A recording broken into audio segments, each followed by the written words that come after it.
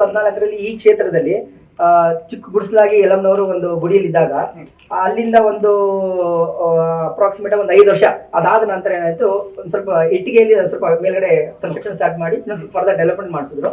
ಆ ಡೆವಲಪ್ಮೆಂಟ್ ಹೆಂಗಾಯ್ತು ಅಂದ್ರೆ ಆಗ ಇಲ್ಲಿ ಗೊತ್ತರ ಇದೊಂದು ರಿಮೋಟ್ ಪ್ಲೇಸ್ ಇದೆ, ಆಕ್ಚುಲಿ ಕಂಪ್ಲೀಟ್ಲಿ ರಿಮೋಟ್ ಏರಿಯಾ ಇದು, ವಿಲೇಜ್ ಇದು. ಇಲ್ಲಿ ಏನಾಗುತ್ತೆ ಅಂದ್ರೆ ಇಲ್ಲಿ ಅರ್ಬನ್, ಈಗ ಘಾಟಿ ಸುಬ್ರಹ್ಮಣ್ಯ ತರ ಅರ್ಬನ್ ಅಥವಾ ಟೌನ್ ಆತರ ಜಾಗ ಅಲ್ಲ, ಇದು ಸ್ಲೈಟ್ಲಿ ರಿಮೋಟ್ ಪ್ಲೇಸ್ ಇದು.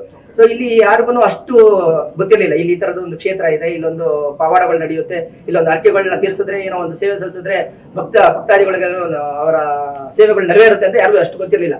ಸೊ ಕಾಲಕ್ರಮೇಣ ನಾವು ನಮ್ಮಂತ ಭಕ್ತಾದಿಗಳು ಬಂದು ಸೇವೆ ಸಲ್ಲ ಸ್ಟಾರ್ಟ್ ಮಾಡಿದಾಗ ಏನಾಯ್ತು, ಆಗ ಒಂದೊಂದು ಒಬ್ಬೊಬ್ಬರೇ ಕೈ ಜೋಡಿಸೋಕೆ ಸ್ಟಾರ್ಟ್ ಮಾಡಿದ್ರು. ಅದರಲ್ಲಿ ಎಸ್ಪೆಷಲಿ ಲಕ್ಷ್ಮೀ ದೇವರು ತುಂಬಾ ಸ್ವಇಚ್ಛೆಯಿಂದ ಸ್ವಯಾರ್ಥ ಸೇವೆ ಅಂದ್ರೆ ಸ್ವಾರ್ಥ ಇಲ್ದೇನೆ ಅವ್ರು ಈ ಜಾಗನ, ಎಸ್ಪೆಷಲಿ ಈ ಜಾಗ ಏನಿದೆ ಆಕ್ಚುಲಿ ಅವ್ರ ಮನೆಗೆ, ಅವ್ರ ಕುಟುಂಬಕ್ಕೆ ಸಂಬಂಧಪಟ್ಟಂತ ಜಾಗ ಇದು.